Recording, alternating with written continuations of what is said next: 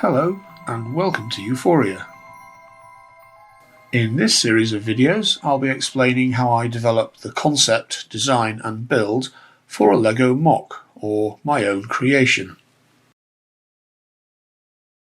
I'm going to be creating a building for my LEGO city. It will be a modern office building that will be used as a research institute. The previous videos in this series looked at the inspiration and some initial ideas for developing this MOC and developed the concept for the building. In this video, I'm going to look at the options I have for turning the concept into an outline design for the model. This video will be followed by further videos covering the rest of the design and build of the MOC. Look out for those coming up.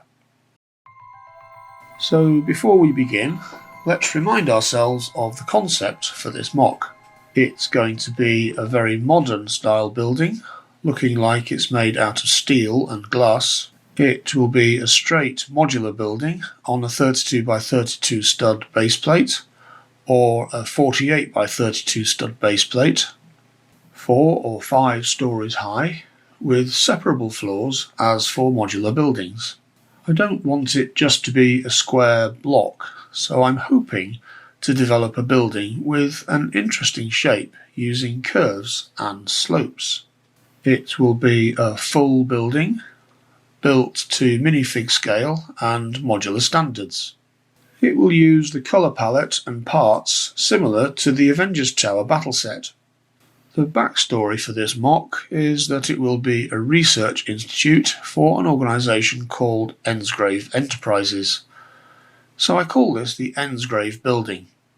That's all good so far, but now I have to work out what that actually means in terms of designing this MOC. So before I develop the design, I need to look at the opportunities that I have with this concept and look at the options for turning this into a design. Then I can make some early design decisions and develop the outline design for the MOC. I call this the O phase of my design process. So let's look at the opportunities presented by this concept, also bearing in mind the constraints that I outlined in my previous video. To develop my ideas, I bought and built the LEGO Avengers Tower from set 76166. There are some useful parts and interesting ideas in that set, including lots of large windows and some curved panels. So I want my MOC to use those parts and a similar colour palette to that set. To create a decent sized building, I'll need to obtain a lot more parts.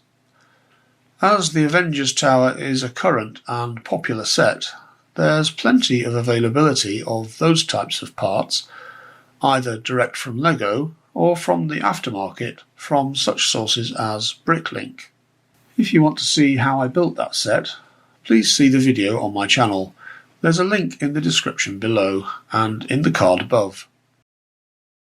Whilst I was thinking of the backstory for this MOC, I realised that I could use the Space Research and Development People Pack to provide some really good minifigures for this MOC, and also provide some interesting looking research activities that would fill the labs and office spaces in the building. As I want this to be a really modern building, it's kind of implicit in the concept for this MOC that I perhaps have more freedom to explore some more modern design ideas, building techniques and design aesthetics than I would have with a more traditional building. Now, the Avengers Tower is only 12 studs wide, but I quite like the style of the building, so I have an opportunity within the footprint available to expand on that and produce a design for an interesting looking modern building.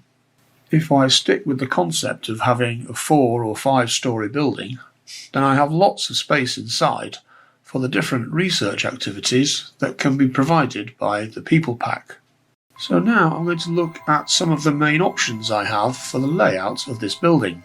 Here I want to address some of the decisions that will determine the size and layout of the build. These are fundamental to the shape of the building. There'll be lots of design choices later, but it's worth spending some time looking at these options so that I'm happy that I've chosen the best and certainly a viable set of options for the outline design of this MOC. One of the first things to decide is whether it's going to be a straight modular or a corner modular building.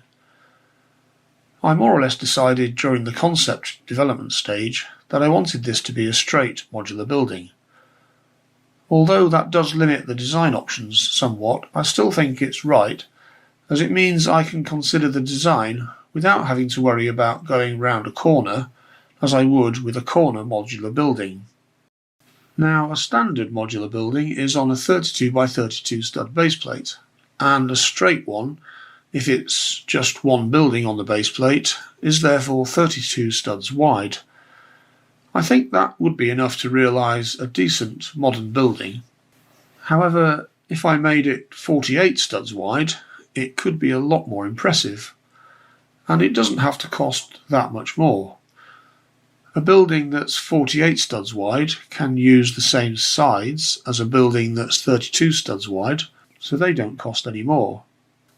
What you need is 16 more studs width for the front and back, and of course for each of the floors and the roof. By adding those extra 16 studs of width, you get 50% more internal space, but you're not spending 50% more on the building. So it could make sense from a cost point of view, as it would in the real world.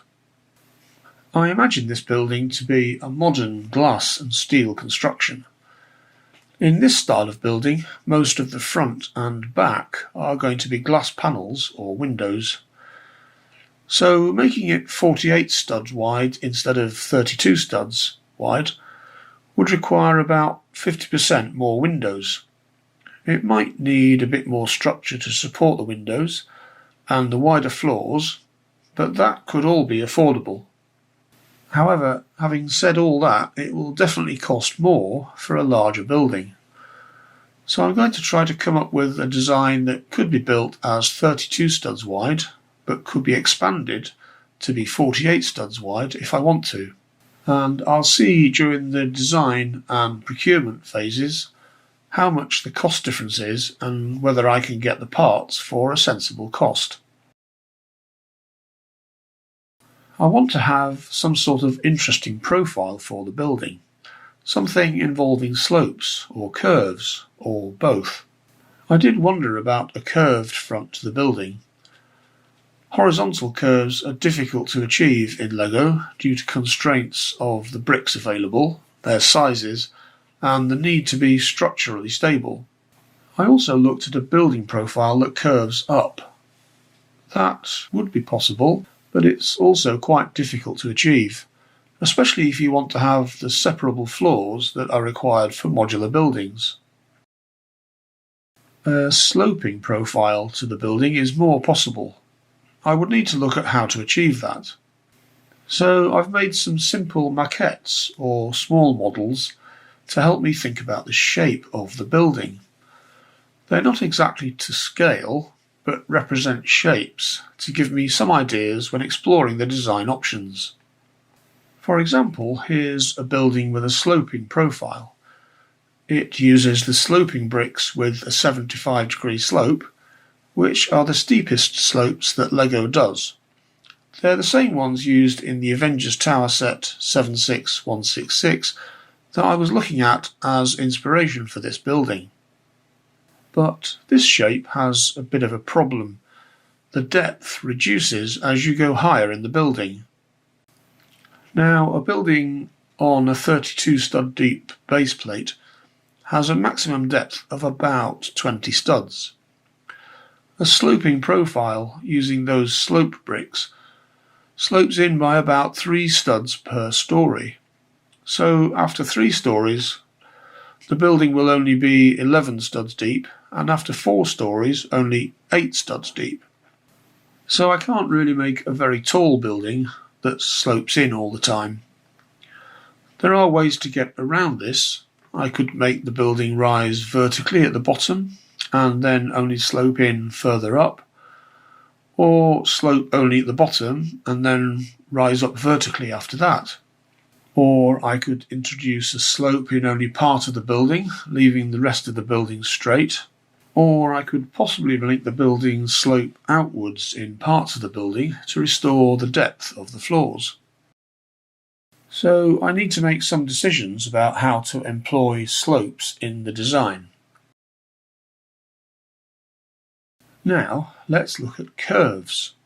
There are curved pieces in the Avengers Tower set, and it would be nice to introduce some curves in the design somewhere.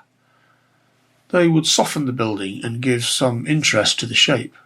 However, curves are notoriously difficult in LEGO. It's hard to make convincing curves, and they are often difficult to make strong enough. It's also often difficult to make floors that fit properly with curves, and it's especially difficult to combine curves with slopes. So what I'm thinking is that some parts of the building will have slopes and other parts of the building will have curves, but not both at the same time. You'll see later on how I decide on options to resolve this. Now I want to think about the building structure. I have in mind a kind of steel-framed support structure with girders made out of LEGO bricks and maybe some Technic beams. Then the walls can be glass curtain walls. As the curtain wall is non-structural, it can be made of lightweight materials like frames and panels. Compared to building with solid bricks, they can be relatively cheap, and I don't need to add windows separately. I can combine frames and panels to make bigger panels that are 8, 12 or 16 studs wide. And to make the building more interesting, I can make the building from several panels that are different sizes, different slopes, or angled inwards or outwards. So to make a building that's 32 studs wide, or a wider one that's 48 studs wide, I need to find combinations of support, structures and window panels that work with these sizes. Of course, there's lots of other options, including having smaller panels, but I do want to keep the design relatively simple so it doesn't look too cluttered. On the sides of the building, I could have more glass panels, but as this is a modular building, I'll make the sides solid, at least for the first couple of stories. When I get higher up, I could put glass panels in the sides of the building as well. I have to decide whether to provide stairs or an elevator. I think a modern office building would look strange if it didn't have an elevator, and stairs take up a lot of room inside the building. So it's going to be an elevator. But then I have to work out how to build an elevator and fit it into the design, and those are not easy design challenges either. So I have lots of different options for this building. The more options I have, the more combinations there are as well. Rather than spend the next few hundred years considering all the options, I'll make some choices and see how they work out. Out of the various shapes I've been playing with, I'm going to choose one that I like to develop further. Out of all these different designs, I rather like this one, with 3 sections and slopes at the front going both inwards and outwards. So if there are 3 sections across the front of this design, then I can have window panels that are 8 or 12 studs wide in a 32 stud wide building. If I want a 48 stud wide building, then those panels could be wider, or I could have 4 or more sections across the front of the building. Now, looking at this design, I can make the building 5 stories high, and as this design has slopes at the front of the building, that probably means that any curves will need to be at the sides or at the back. I can work that out in a later part of the design. I thought you might like to see this bit of prototyping that I've been doing, using some of the pieces from the Avengers Tower battle set 76166. Here you can see various types of panels, frames and slopes that come with the Avengers Tower set, and I've been playing around to see if I can use these types of parts to help me build this MOC. Obviously it's not complete and I've just been playing with some of the parts to see what happens, but here I've got a kind of girder structure every so often, and then panels which here are 8 wide, here are 12 wide, and here are 8 wide, and that gives me quite a nice structure for a building, which is altogether 32 studs wide.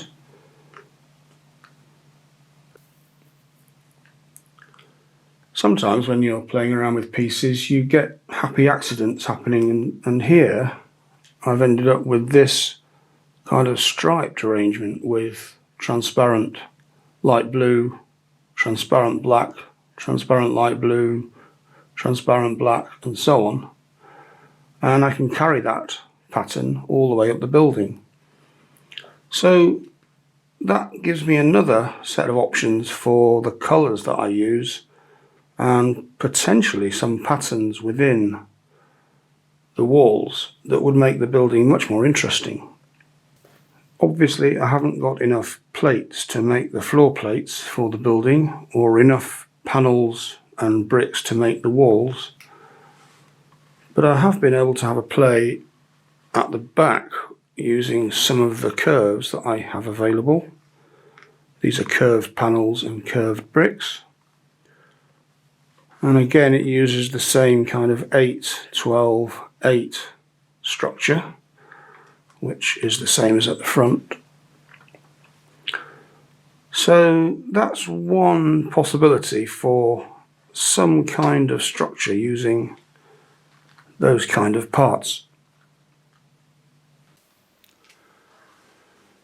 I've also been playing with this construct, which uses slope pieces of the same slope that come with the Avengers Tower set. These are just some different coloured ones that I had, and trying to find ways of using window frames and hinge pieces which allow for the windows to be inset at an angle.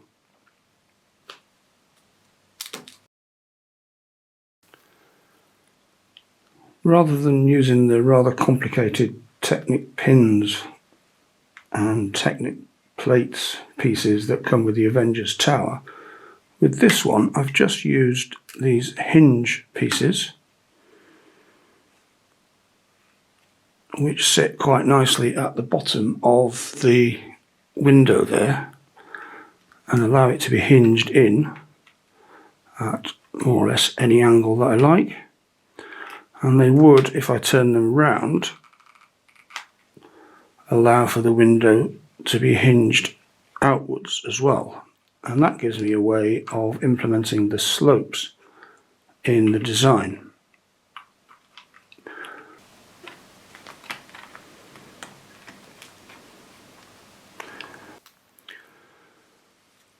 So that gives me a neat way of implementing the slopes in the design, either inward slopes or outward slopes, which I'll look at later as I move on to the structural design for this MOC.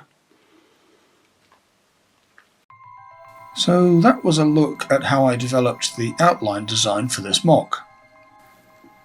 There are still lots of things to decide and design, like dimensions of the building and the sizes of the wall and window panels, how to make the building fit onto a modular footprint, how to make the structure of the building so that it's strong enough, how to make the sloping walls work with the windows and the separable floors,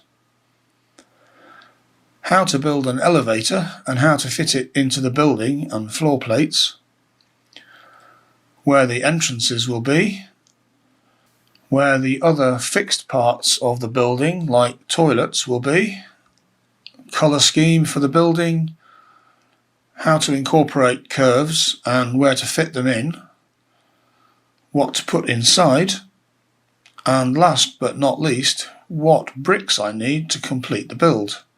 I'll look at all those elements that I need for the build as I progress the design further. Look out for the next video in this series, in which I'll look at the next stage of the design for this MOC. Thanks for watching. Please like this video if you liked it, and let me know what you think in the comments below. And don't forget to subscribe to this channel if you want to see more videos about LEGO modular buildings.